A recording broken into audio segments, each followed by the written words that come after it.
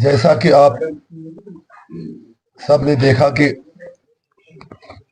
कल से जो हमें अखबारों के जरिए, सोशल मीडिया के जरिए खबरें मिल रही हैं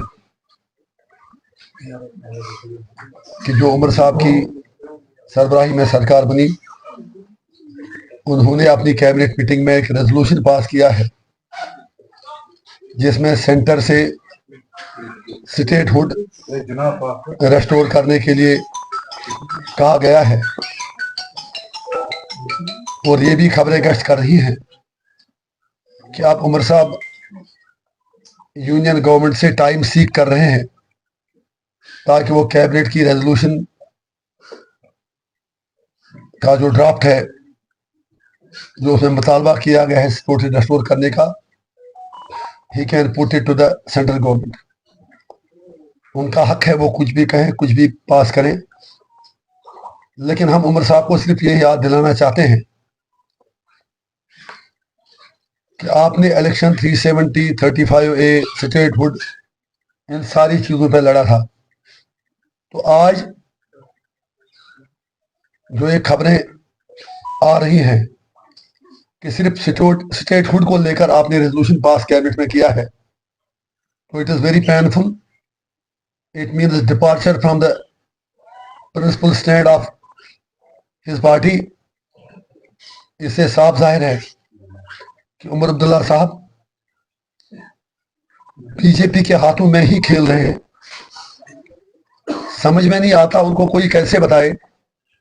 अगर अमित शाह जी का गला सूख गया कहते कहते कि मैं स्टेटहुड वापस दे रहा हूं, प्राइम मिनिस्टर ने भी कहा, तो उमर साहब क्यों वही चीज उनको आगे मांगने के लिए कह रहे हैं? अच्छी बात है, वो कहें, हमें कोई ऑब्जेक्शन नहीं है, बिल्कुल हम उनके साथ हैं, लेकिन वो आधी चीज ही क्यों कह रहे हैं? सिर्फ वही क्यों कह रहे हैं जो बीजेपी देने को तैयार है? इसका मतलब 370 की जब बात करने के लिए वो तैयार नहीं, 35A की बात करने के लिए तैयार नहीं, तो वो एक तरफ से आई वॉश है। जिस एजेंडे पे उन्होंने इलेक्शन लड़ा उससे डिबेट हो रहे हैं, और दूसरा कुछ लग रहा है कि कोई खिचड़ी पक रही है या पक्की हुई है पहले से ही। एनसी और बीजेपी के बीच आंख मचोली का खेल खेला जा रहा है। सेंटर को वैसे भी statehood as per Supreme Court directions आज नहीं तो कल देना ही है। तो Omar sahab just wants to be counted in martyrs. Statehood की बात करके वो बाकी जो मेन इश्यूज हैं उनसे भागना चाहते हैं। और अफसोस की बात यह है, हम उमर साहब को यह याद दिलाएंगे कि उनकी जमात का पहले दिन से ही यही वतीरा रहा है। जब मरहूम शेख साहब महाराजा से इलाक के बाद पहले एडमिनिस्ट्रेटर बने, उसके बाद वजीर आजम बने, तो 1953 में जब उन्हें बर्खास्त किया गया तो 22 साल के बाद वो कांग्रेस की मदद से वजीर आजम नहीं बल्कि वजीर आला के तौर उन्होंने हलफ लिया। और आज जिस तरह शेख साहब ने बिट्रेल किया, बिल्कुल वही किया। 3 बार उमर साहब ने ड्रेस चेंज किया एक दिन में। एक तरफ कह रहे हैं कि कश्मीरी बड़े मातम में है, म्युनिसिपलिटी बन गई। सुबह जब शेख साहब के मजार पे गए तो उनका एक ड्रेस था। It can be personal thing, he is at liberty to do what he wants, but since he is the chief minister we have to observe these things. मेरे हिसाब से उनके लिए मातम का दिन होना चाहिए था जब उन्होंने ओथ लिया। बाकी फॉर्मेलिटी ठीक है कहना अब ये गवर्नर आज नहीं रहेगा, ये नहीं रहेगा, लेकिन let all of you mark the thing. सुबह उन्होंने मदार शुहदा अपने दादा जान के कब्र पे जाके, मरहूम शेख साहब के कब्र पे जाके, उनका ड्रेस एक था। फिर जब ओथ लिया तब दूसरा ड्रेस था। जब सेक्रेटरीट गए तब तीसरा ड्रेस था। तो इसका मतलब वो तो खुशी से उछल नहीं रहे थे कि मैं सीएम बन गया। जैसे किसी बच्चे के हाथ में कोई वो जहाज का खिलौना देते, कहते देखो बेटा ये तो जहाज जा रहा है, हमने आपको ला के दिया। What was the fun? He should have been serious that day. उनकी सीरियसनेस का मैं फिर कहता हूं, उनकी जाती चॉइस है, मैं कोई अटैक नहीं कर रहा हूं, लेकिन इस चीज से आप सब लोग मार करें कि दिन में जो आदमी 3 ड्रेस चेंज करे ओथ के दिन, इसका मतलब है कि जो रियल इश्यूज हैं ही इज नॉट बॉदर। वो खुश थे कि किसी तरह से लंगड़ी लूटी कुर्सी उन्हें मिल गई और अगले दिन उन्होंने उससे भी गड़बड़ कर दिया, लोगों की आंखों में धूल झांकने के लिए कि अब मैं सेंटर से स्टेट फूड वापस ले रहा हूं। अरे भाई, आपने इलेक्शन जब लड़ा तब आपने बहुत बड़ा लंबा एजेंडा दिया था, अब तो आप उसे भाग रहे हैं। लिहाजा हमें ये और इस लग रहा है कि इस बहाने वो बीजेपी से अपनी दोस्ती को जस्टिफाई करने की कोशिश कर रहे हैं। जैसे उन्हें मोदी जी अमित शाह जी की खूब जमकर तारीफ की। हम मानते हैं कि उन्हें सरकार चलाने के लिए सेंटर का ताउन चाहिए और हम सेंटर से भी अपील बार बार करते हैं as citizen of this place कि सरकार, उनकी जो सेंट्रल सरकार है वो उमर अब्दुल्ला साहब की सरकार को भरपूर सपोर्ट दे एडमिनिस्ट्रेटिव इश्यूज पर, डेवलपमेंटल इश्यूज पर। लेकिन उसका मतलब ये हरगिज नहीं कि उमर अब्दुल्ला अपनी सारी खुद ही सारा कुछ मतलब छोड़ दें। वो बहाना ढूंढ रहे हैं मोदी जी से, बीजेपी सरकार से ताल्लुकात बढ़ाने का। तो आज की इस प्रेस कॉन्फ्रेंस का मेन मकसद हमारा यही है कि उमर अब्दुल्ला साहब ये वजाहत करें, जैसा उन्होंने भी पीछे भी कहा कि जब तक ये सरकार है वो 370 इनसे वापस लेने की उम्मीद नहीं करेंगे, इनसे मांगेंगे नहीं। तो मेरा फिर उनसे सवाल है कि क्या अगर बीजेपी 100 साल तक पावर में रहेगी, should Kashmiris wait for 100 years to ask for their rights? I'm not talking of seeking for their rights. Political struggle अपनी जगह, सिर्फ कहने से भी अगर वो कहते हैं बात तब तक नहीं करेंगे, इट इज अनफॉर्चुनेट। दूसरा एक इंपॉर्टेंट बात मैं उनसे कहना चाहूंगा, उन्होंने ओथ तो श्रीनगर में लिया, अब सरकार उनकी है, वो जम्मू कश्मीर के लोगों को ये बता दें, लोग जानना चाहते हैं कि उनकी कैपिटल कौन है, उनकी सरकार श्रीनगर में रहेगी या जम्मू में रहेगी, इस चीज की वजाहत करें। हम उन पर ये छोड़ते हैं इस सवाल का जवाब। हमारी ये ख्वाहिश है, हमारा मुतालबा है कि दरबार मुंह की जो ट्रेडिशन है वो चलती रहे। ये एक बॉन्डिंग है दो रीजन्स के दरमियान। इसमें सिर्फ ये देखना कि कुछ करोड़ का खर्चा आता है, I don't think that is justified. उससे ज्यादा ये दो रीजनों के दरमियान एक मतलब इंटीग्रेशन का काम करती थी, सोशल इंटीग्रेशन का, मॉरल इंटीग्रेशन का। एक दूसरे को जम्मू और कश्मीर के लोग समझते थे और एक दूसरे से दूर करने का काम दरबार मुंह ने किया है। हम उमर साहब से बड़े अदब के साथ कहना चाहेंगे कि वो इतना बता दें कि उनकी सरकार का कैपिटल जम्मू है या श्रीनगर है या दोनों है। तो अगर आपको इन हवाले से कोई बात पूछनी हो तो हम आपके सवाल का जवाब दे सकते हैं। जो हमारा एजेंडा 2008 से जिस तरह हम असेंबली में बात करते थे, हमारी पार्टी उसी, मेरी बात सुनिए ना, आप बार बार मुझे क्यों वो चीजें कह रहे हैं जो आपको कोई और कह रहा है कहने के लिए। मैं तो लाख बार, आपने सवाल किया, मेरे सवाल का जवाब दीजिए। मैंने बार बार कहा कि जम्मू कश्मीर के मसले का हल लोगों से पूछ के किया जाए।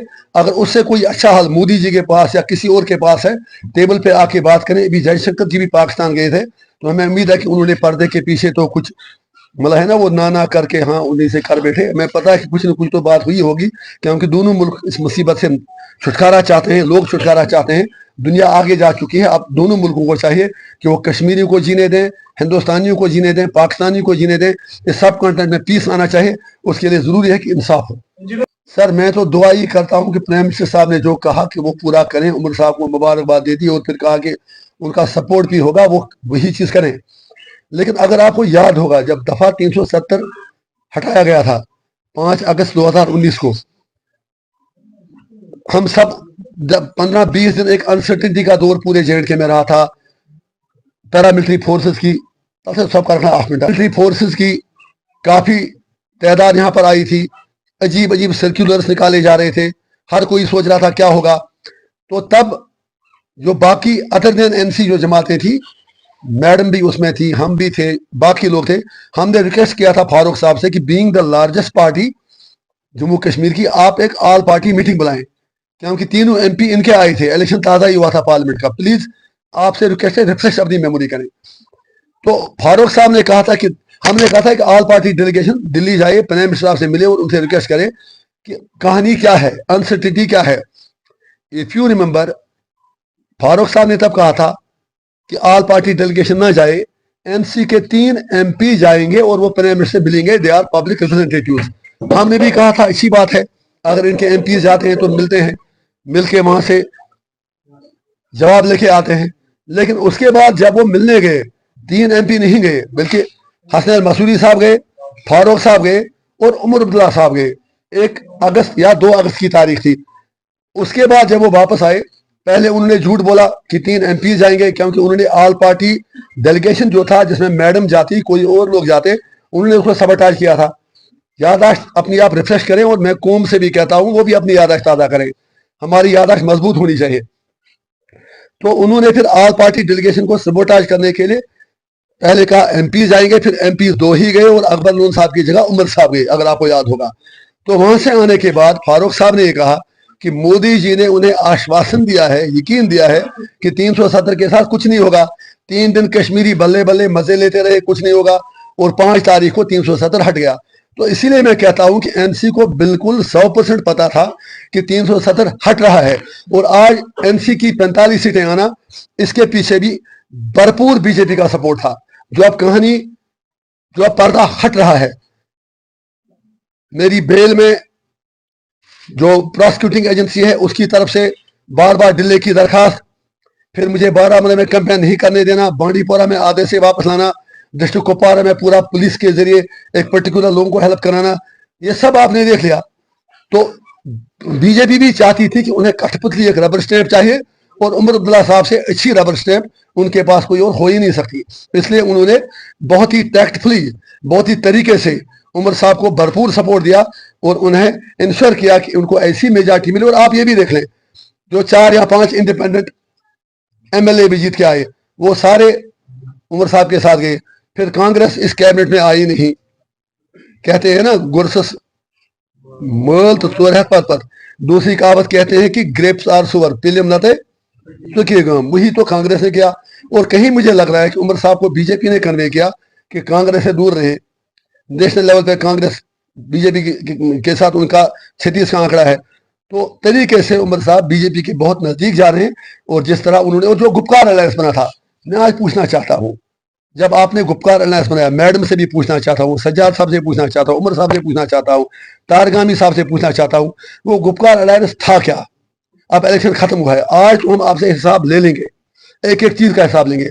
गुपकार अलायंस भी 100% दिल्ली की एजेंसियों ने बनाया था, मोदी जी ने बनाया था, सिर्फ इसलिए कि एक डाइवर्शन हो जाए। इंजीनियर को जेल में डाल दिया, हुर्रियत वाले जेल में है, कोई वहां बात ना करे, लोगों को एक झूठी उम्मीद खड़ी रहे कि गुपकार अलायंस कुछ न कुछ करेगा, किया कुछ नहीं। कैशिर थकने, हमें थकाया गया, कौम को थकाया गया, और फिर इलेक्शन के बाद एक और यू टर्न, ताकि पूरा 98, 370, 35 सब कुछ के कफन दफन का इंतजाम एक बार फिर फारूक साहब और उनकी पार्टी के हाथों हो रहा है। आपको रिजेक्ट किया गया। अब आप 6 महीने तक ये सवाल पूछेंगे, ये इस सवाल का मैंने आपको पहले ही जवाब दिया है। Sorry to use this word frustration, क्या ये वही है? नेशनल कॉन्फ्रेंस ने तमाम सीटें यहाँ पर जीती, तमाम ही कहेंगे, क्योंकि ग्रुप में जाके उन्होंने लिए। आप भी जाए उनके साथ ही, आप मजे ले, वहां पर उमर साहब के PA बने, मुझे कोई प्रॉब्लम नहीं है। इस सवाल का, इस सवाल, मैं आपसे ये सर सुन लीजिए ना, मैं कह रहा हूँ, आपको फुल मैंडेट लोकसभा में मिला, लेकिन असेंबली इलेक्शन में आप फेल हुए, क्यों? अरे मेरे भाई, पहले आप कौन होते हैं जज करने वाले, कौन फेल हुआ कौन पास हुआ? जितना वोट शेयर, सुनिए ना मेरी बात, एक मैं उनसे बात कर लीजिए, आप तो खामोश। दैट इज ओवर, इलेक्शन का पीरियड खत्म। अगर आप याद रखें, इसी जगह मैंने कहा कि हम उमर साहब को भरपूर सपोर्ट देंगे, वो जो भी प्रो पीपल स्टेप ले लेंगे। अगर वो 370 और 35 से भी इसमें लाते, हम उनका वेलकम करते।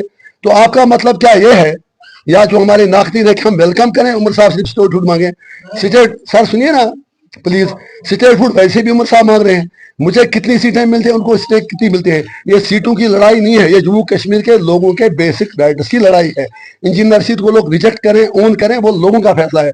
लेकिन आप भी राइटिंग ऑन द वॉल पढ़ लें, आप 370 35 की बात हो नहीं रही है, एक पॉइंट पर बात हो रही है, statehood statehood statehood. So be fair with the people of J&K। फिर जो आपने रिजल्ट की बात की, that is separate thing. I am satisfied, हमारी नुमाइंदगी असेंबली में है, हमारी पार्टी को रजिस्ट्रेशन भी नहीं दिया, और हम मानते हैं कि वो MC सज्जाद साहब, बाकी जो बीजेपी के साथ पर्दे के पीछे मिले हैं, ना हमें कॉमन सिंबल दिया गया। और हम I don't want to repeat time and again, आपकी वजह से कह रहा हूं, हमारे इशू से, हमारी सीटों से इंपॉर्टेंट यह है कि जम्मू कश्मीर के लोगों के हुकूक का क्या हो। अगर उमर साहब 370 35 ए पर वो वापस लाते हैं, हम उनके पीछे पीछे चलेंगे। हालांकि कश्मीर का इशू तो भी हल करना है। अगर वो सिर्फ स्टेटहुड को लेके लोगों को बेवकूफ बनाना चाहेंगे, I don't think that is fair. वो वैसे भी बीजेपी की कमिटमेंट है। आपने एक सवाल पूछ लिया, आप वन क्वेश्चन वंस, आप बताइए एक चलिए इनको बता दें, फिर दो साहब नाराज हो जाएंगे। मुझे याद है कि जब पार्लियामेंट मेंबर यहाँ पर तारिक करार हुआ करते थे, उन्होंने जब यहाँ पर 370 हटाने की बात की गई थी, उन्होंने एस MP रिजाइन किया था। आपने अगर वो ताकत है कि आप कर सकते हैं इसके लिए? आप पहले आपका सवाल ही गलत है। उन्होंने 2016 की एजुकेशन में इस्तीफा दिया। प्लीज उन्होंने बताया था कि आप जो, अरे मेरे भाई, या ये होने वाला है उसके लिए हमें आप मेरी बात सुनिए, मुझे क्या करना है वो मैंने उनसे पूछूंगा ना, आपसे पूछूंगा। एक जो उन्होंने इस्तीफा दिया उस वक्त 2016 की एजुकेशन थी, उसका 370 से कुछ नहीं लेना देना। आज आप तारिक करार साहब से पूछिए, अगर आप एक मिनट यार, सवाल तो वो पूछ रहे हैं, सवाल आपने अच्छा सवाल पूछा, आई वेलकम योर क्वेश्चन। अगर तारिक करार साहब ने आपके कहने के बिल्कुल 370 पर उस वक्त इस्तीफा दिया, आज तारिक करार साहब से पूछे राहुल गांधी 370 के बारे में क्या कहते हैं, आप बताएं।